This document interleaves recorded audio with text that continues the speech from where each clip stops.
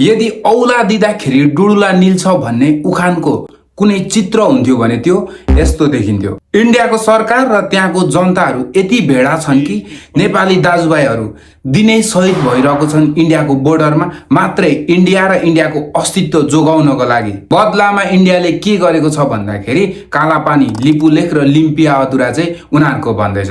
वास्तवमा त्यो हुँदा पनि होइन। सन् 1815 मा इन्डियामा त्यति बेला ब्रिटिसहरूको राज चल्थ्यो र त्यति बेला इस्ट इन्डिया कम्पनीको प्रतिनिधि गर्ने जेम्स कोम्परसँग नेपालले सुगौली सन्धि गरेको थियो। जुन सन्धिमा नेपालले सिक्किम, दार्जिलिङ जस्तो ठाउँहरू गुमाउनु परेको थियो भने पूर्वमा मेची र पश्चिममा महाकाली नदीलाई सिमाना राखेको थियो। तर पछि 45 वर्षपछि सन् 1860 मा ब्रिटिसहरूले नेपालसँग कुनै पनि सम्झौता नगरी, कुनै पनि सल्लाह नै नगरी आफ्नो मनमर्जी इन्डियाको नयाँ म्याप रिलिज गर्यो, जसमा कालापानी, लिपुलेख र लिम्पिया अधुरा इन्डियामा नै समावेश गरेको थियो। जसको मेन कारण थियो सौन्य मार्ग।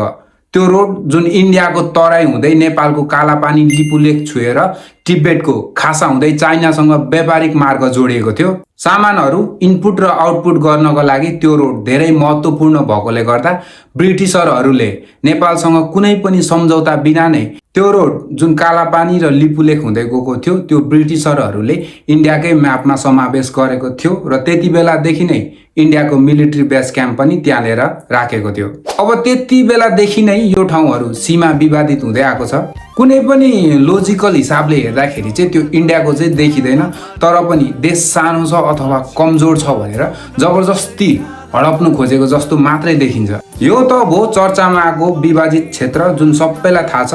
तर इन्डियाको यस्तो हरकत कालापानी, लिपुलेख र लिम्पिया अधुरामा मात्रै सीमित नभएर नेपालको इन्डियासँग जोडिएको तराईको भूभागहरूमा बोर्डरमा राखेको 10 गजाहरू पूर्वमा झापा, मोरङ हुँदै पश्चिममा कञ्चनपुर, कैलाली सम्मको 10 गजाहरू रातारात थाहै नपाई सार्ने प्रक्रिया भने पहिलेदेखि नै चलिआएको नै हो। अब सरकारले यो विषयमा पनि ध्यान आकर्षण गर्नै पर्छ र यस्तो कुराहरूमा पक्षी विपक्षी भन्दा पनि हामी सबैले सरकारलाई सपोर्ट गरेर यो बोर्डरको इस्युलाई समाधान गर्न चाहिँ अति आवश्यक छ। पछि देशभित्रको आन्तरिक झैझगडा भनेको त छँदै नै छ।